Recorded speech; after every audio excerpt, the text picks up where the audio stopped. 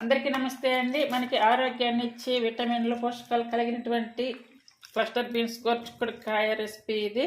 ఈరోజు ఈ రెసిపీ తయారు చేసి చూపిస్తాను. అలాగే మనకి తినేటప్పుడు పీచు లేకుండా అలాగే మసాలాలు లేకుండా బాగా సింపుల్గా చాలా తక్కువ టైంలో చేసుకునే విధంగా తయారు చేసి చూపిస్తాను. ముందుగా సాల్ట్ వేసి అయితే ఇచ్చుకుడుకాయలని కడగాలి.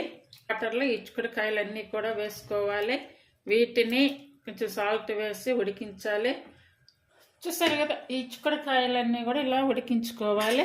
ఇప్పుడు ఈ ఉడికించుకున్నటువంటి ఇచ్చుకుడుకాయలని ఇలా వలుసుకుంటే కనుక చూసారు కదా, అలా రెండో సైడ్ కూడా ఇలా వలుచుకోవాలి.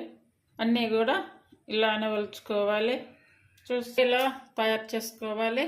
స్టవ్ వెలిగించుకొని స్టవ్ మీద కడాయి పెట్టేసుకొని అందులో 1.5 టేబుల్ స్పూన్ ఆయిల్ వేసుకోవాలి. అందులాగా 1/2 స్పూన్ ఆవాలు, 1/2 స్పూన్ జీరా, 1/2 స్పూన్ శనగపప్పు, అలాగే ఎండుమిర్చి వేసి కట్ చేసుకున్నటువంటి ఉల్లిపాయలు, అలాగే కచ్చా చేసుకున్న వెల్లుల్లి వేసుకోవాలి.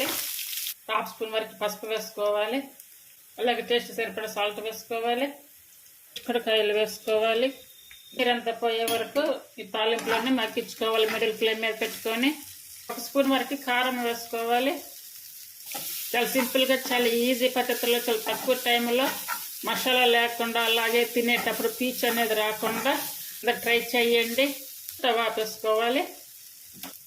ఇలా చేయడం వల్ల క్యారేజ్లకు కూడా పనికి వస్తుంది. ఇట్లా ఇచ్చుకుడుకాయలు తీసుకోవడం వల్ల మనకి ఆరోగ్యానికి చాలా చాలా మంచిది. అలాగే ఐరన్, కాల్షియం, అలాగే మెగ్నీషియం వంటి పోషకాలు కలిగి ఉన్నాయి ఇందులో.